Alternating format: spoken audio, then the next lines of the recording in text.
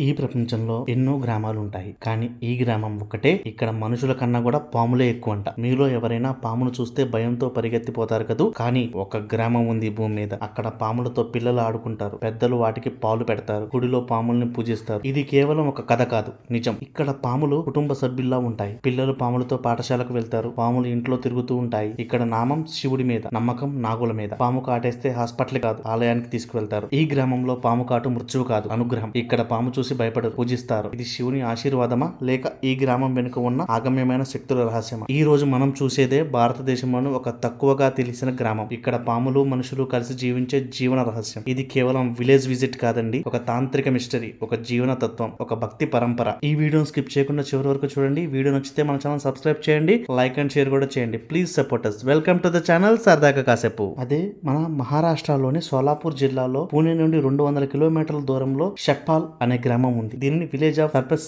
అని పిలుస్తారు. ఇక్కడ విషపూరిత కోబ్రా పాములు, మానవులు ఒకే పైకప్పు కింద ప్రశాంతంగా నివసిస్తున్నారు. ఇక్కడ పాములను కుటుంబ సభ్యులుగా పరిగణిస్తారు. ఈ ప్రత్యేకమైన సంబంధం ప్రపంచవ్యాప్తంగా పర్యాటకులను, పరిశోధకులను ఆకర్షిస్తుంది. షట్పాల్ గ్రామంలో ప్రతి ఇంట్లో కోబ్రా పాములకు ప్రత్యేక స్థలం ఉంటుంది. దీనిని దేవస్థానం అని పిలుస్తారు. అది ఒక రంధ్రం, మూల లేదా పాములు స్వేచ్ఛగా నివసించే పవిత్ర స్థలం. ఈ భారతీయ కోబ్రాస్ అడవి జంతువులు, పెంపుడు జంతువులు మాత్రమే కాదు, ఇష్టానుసారంగా ఇళ్లలోకి వచ్చి వెళ్తాయి. గ్రామస్తులు వాటిని వేధించరు, గౌరవిస్తూ పూజిస్తారు. ఇక్కడ ఇంకో ఆశ్చర్యకరమైన విషయం ఏమిటంటే షట్పాల్లో పాము కరిచి మరణించింది ఇప్పటి వరకు ఎవ్వరూ లేరు. పాము కాటు సంఘటనలు నమోదు కాలేదు. ఇది ఈ గ్రామాన్ని మరింత రహస్యంగా చేస్తుంది. 2600 కంటే ఎక్కువ మంది నివాసితులు, ఇంకా ఎక్కువ సంఖ్యలో పాములు ఉన్న ఈ సామరస్య సహజీవనం చాలా అద్భుతమైనది మరియు రహస్యమైనది మరియు మిస్టీరియస్ కూడా. షట్పాల్ పిల్లలు నాగుపాము కానీ కోబ్రాస్ కానీ అస్సలు భయపడరు. అవి వాటితో ఆడుకుంటారు. పాములు పాఠశాలల్లో, దుకాణాలలో, ఇళ్లలో స్వేచ్ఛగా తిరుగుతాయి. పిల్లలు వాటిని శివుని దూతగా భావిస్తారు. ఈ చిన్న బంధం ఆ గ్రామ సంస్కృతి, విశ్వాసంలో ఒక భాగం. ఇది భయాన్ని ప్రేమగా మారుస్తుంది. షట్పాల్ ఈ సంప్రదాయం శతాబ్దాల నాటిది. హిందూ మతంలో లోతుగా ముడిపడి ఉంది. పాములు శివునికి సర్పదేవునిగా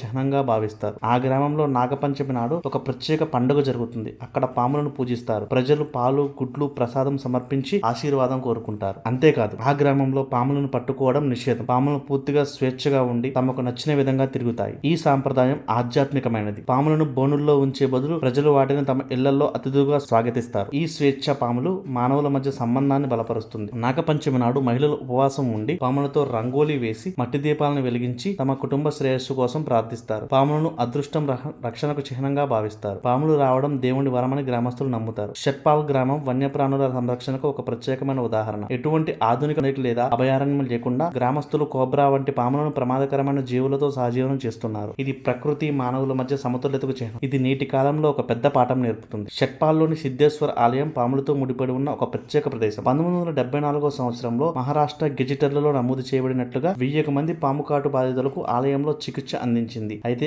ఆ గ్రామంలోనే పాముకాటు సంఘటనలు ఇప్పటి వరకు జరగలేదు. ఇది దాని ఆధ్యాత్మిక శక్తికి చూపిస్తుంది. కానీ ఈ గ్రామంలో ఇంకా కొన్ని రహస్యాలు వెలుగులోకి రావడం లేదు. ఎందుకంటే ఇక్కడికి వచ్చిన కొంతమందికి రాత్రి పాము కలల్లో కనిపించిందట. ఏదో భయంకరమైన పిలుపు వినిపించిందట. ఒక వృద్ధుడు చెబుతున్నాడు, ఈ పాములు దేవుళ్ళు కావచ్చు, కానీ కొన్ని వేళ్లు శాపాలు మారతాయి. ఈ గ్రామంలో రాత్రి పాములు మాట్లాడతాయి. విషపు నాగు దాని బీటింగ్ శక్తిని శక్తిపీఠంగా భావించి ఈ ప్రజలు ఒక్కసారి పాము కాటేస్తే ఎముకలు నల్లగా మారతాయని చెప్తున్నారు. కానీ ఒక చిన్నపిల్లాడు చెప్తున్నాడు, నన్ను కాటేసింది పాము కాదు, అది నాగరాజని. ఇక్కడ నాగపూజలో జరిగే సమయంలో ఆకాశం సైలెంట్ గా ఉండిపోతుంది. పాముల గుంపు ఒకేసారి బయటకు వస్తే సమయం ఆగిపోతుందని చెప్తారు. రాత్రి 12 గంటల సమయంలో కొందరు చెప్పిన కథలు ఒక పెద్ద నాగపాము కొండపైన తలెత్తి శివలింగం చుట్టూ త్రిప్పిందని చెప్తారు. ఇది శుద్ధ భక్తి వేలన లేదా పాత యుగం నుండి కొనసాగుతున్న ఒక శపథ గ్రంథానికి నాగరాజుల రక్షణకు మధ్య జరిగే రహస్య సంపుటనలా అన్న విషయం ఇంకా తెలియాల్సి ఉంది. చూసారు కదా ఫ్రెండ్స్, మీలో ఎవరైనా ఈ ప్లేస్ కి వెళ్ళుంటే మీ అభిప్రాయాన్ని కామెంట్ రూపంలో పంచుకోండి. అలాగే మన వీడియో నచ్చితే సబ్స్క్రైబ్ చేయండి, లైక్ అండ్ షేర్ కూడా చేయండి. Thank you.